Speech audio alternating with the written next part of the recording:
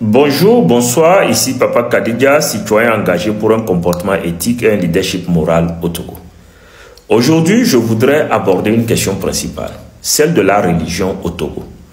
J'observe, je vois ça et là, et au-delà de l'Église catholique, qui par moment sort quand même des messages pour rappeler les uns et les autres à leurs obligations, j'ai constaté que tous les autres, de l'Union musulmane aux autres églises, se comportent plutôt comme des délinquants. Oui, cela n'a rien de personnel, ce que je veux dire aujourd'hui. Ce n'est pas personnel, c'est une observation. J'ai l'impression que le système aujourd'hui, quand on parle de Fonya Singbe, c'est tout un système. Et ce système, il a des tentacules. Et aujourd'hui, il n'y a pas meilleur cas. Quand j'entends aujourd'hui, avec tout ce qui se passe, des soi-disant pasteurs nous parler de veillée de prière jusqu'au 30 août, cérémonie, tout ça, c'est du pipeau. Parce qu'au Togo, la religion est devenue l'opium du peuple. Et les pasteurs, les imams, ils bénissent la dictature, au lieu de défendre la justice, ils trahissent Dieu et le peuple. C'est ça la réalité. Parce qu'aujourd'hui, quand on nous dit de patienter, de prier, d'attendre le paradis de demain, pendant que les gens nous volent aujourd'hui, ça veut dire beaucoup de choses. Je suis désolé, je ne blasphème pas. La pauvreté, oui, on peut nous dire que c'est une épreuve divine, mais soyons sérieux et sincères.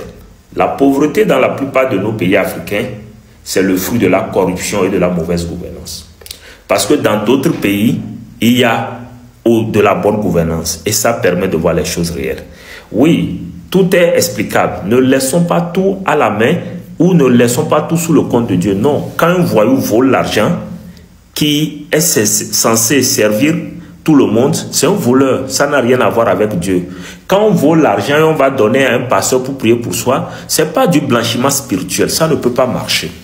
Et donc aujourd'hui, il est important qu'on puisse le dire parce que j'ai l'impression que les gens sont restés dans un système au point où ils sont persuadés ou veulent persuader les gens de leur tard à eux-mêmes. Aujourd'hui, je suis surpris d'écouter des hommes de Dieu et autres dire que le pouvoir vient de Dieu. Oui, le pouvoir de Pharaon venait de Dieu. Ouais. Mais, parce qu'il gouvernait mal, il a été déchu de son pouvoir. Donc, aujourd'hui, il est difficile pour moi de me faire croire, comme on le fait aujourd'hui dans les églises et dans les mosquées, que c'est le pouvoir et il faut l'accepter. Et puis, on va faire comprendre aux gens, à des enfants qui se font tuer et à leurs parents qu'ils devaient se taire. Au lieu de s'en prendre à celui qui tue, on s'en prend plutôt à la victime qui a été tuée et à ses parents. On veut leur faire la morale. On veut leur faire comprendre que non, ils devaient faire autrement. Non. Soyez sincères. Vous êtes des saprophètes. Vous n'avez rien, aucune relation avec Dieu tel que vous nous le présentez. Vous êtes des opportunistes. Vous êtes des gens qui prennent ou qui mangent de la viande, les carcasses, le cadavre. C'est tout. Parce que la foi véritable, elle est lumière. Elle libère l'homme de la peur de l'oppression. En fait, c'est ça. Et c'est ce qu'on attend aujourd'hui de nos pasteurs, de nos imams, quand nous allons dans nos lieux de culte, et non rien d'autre. Mais quand la religion est utilisée pour endormir les consciences, elle devient un opium qui endort le peuple et l'empêche de se lever pour la justice.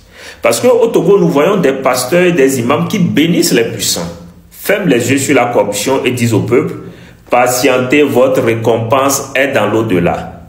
Est-ce que le pasteur, pour payer, l'imam, pour payer les factures d'eau, vous priez pour que Dieu vous donne la récompense dans l'au-delà pour le faire? Non, arrêtons ça. Quand le pasteur, l'imam a des problèmes, il demande une quête. Et pourquoi quand nous autres, ça ne va pas, on nous dit de prier? Non. Il y a une arnaque et il faut qu'elle s'arrête. Nous ne sommes pas là pour faire vivre les hommes de Dieu. Et les hommes de Dieu, eux, ils vont continuer par nous enfoncer. Je le dis, je suis croyant. Ne croyez même pas que je suis de cette race dite de panafricains qui critiquent. Non, je suis croyant. Mais il y a des limites. Et je sais aussi ce que les principaux livres religieux disent. Donc, là où nous sommes aujourd'hui, je veux dire que la pauvreté que nous subissons n'est pas une épreuve divine. C'est le résultat de la mauvaise gouvernance et de l'injustice des hommes. Et sur les 20 dernières années, nous avons suffisamment d'éléments pour le dire. Et nous avons suffisamment d'éléments pour dire à nos hommes de Dieu, les pasteurs, les imams, d'arrêter de blasphémer. Parce que Dieu ne nous appelle pas à la résignation, mais à la vérité. Parce que la justice et la dignité sont très importantes. Et pour moi, aujourd'hui, si nous croyons, même dans une religion, que nous avons un destin, la même religion nous fait comprendre que notre destin, c'est nous qui le forgeons. Si le destin était tel qu'on le dit, on devrait juste venir et faire notre étape et après se retrouver soit au paradis ou en enfer. Mais si on nous dit aujourd'hui en tant que croyants que c'est nous qui décidons de notre destinée finale, ça veut dire que ce qui se passe ici, là, ce n'est pas la volonté de Dieu. Non, c'est la mauvaise gouvernance et la corruption. Les pasteurs sont corrompus. Les imams sont corrompus. Oui, ils sont corrompus dans la mesure où ils ont peur et se taisent. Ils sont corrompus dans la mesure où ils prennent et ferment leur bouche. Ouais, c'est aussi ça. Si on ne peut pas aider, il faut se taire. Au lieu de chercher à conseiller les gens, au lieu de chercher à prêcher sur du n'importe quoi. Parce que pour moi, aujourd'hui, quels que soient les prophètes que vous retrouverez dans la Bible ou dans le Coran, ils ont passé leur temps à combattre l'injustice. Donc, qu'est-ce qu'on a, nous on a aujourd'hui comme pasteurs ou imams qui sont des opportunistes, des fiefs menteurs, qui veulent nous faire croire n'importe quoi. Relisez la Bible ou le Coran et dites-moi, la Torah, dites-moi là où il y a aucun prophète a supporté un roi ou bien s'est mis au service d'un roi. Non. Donc aujourd'hui, il faut que nos leaders religieux arrêtent de se taire. Parce que la vraie foi, ce n'est pas une anesthésie. Elle est censée nous réveiller. Elle doit nous pousser à défendre la veuve, l'orphelin, le pauvre, le prisonnier. La religion ne peut pas justifier l'oppression au nom de la voix de Dieu. Mais c'est un instrument de domination à partir de ce moment et de complicité. Donc, le temps est venu de nous lever, de nous dire la vérité. J'invite tout le monde à s'assumer.